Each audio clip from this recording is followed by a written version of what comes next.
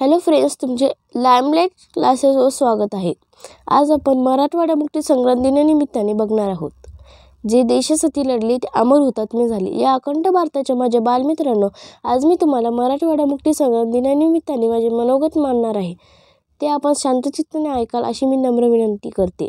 आपला भारत देश जरी 15 ऑगस्ट 1947 रोजी स्वतंत्र झाला असला तरी भारतात अनेक संस्थाने अशी होती. त्या संस्थानामध्ये हैदराबाद हे निजामाचे संस्थान होते. ते भारतात सामील होण्यास तयार नव्हते.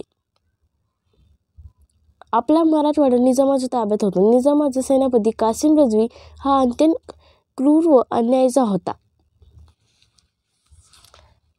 त्यांची रजाकार संघटना सामान्य जनतेवर मोठ्या प्रमाणात अत्याचार करत होती.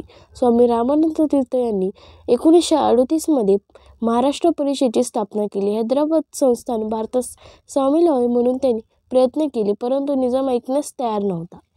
वंदे मातरम चळवळीमध्ये अनेक विद्यार्थ्यांनी मराठवाडा निजाममुक्त करण्यासाठी प्रयत्न केले.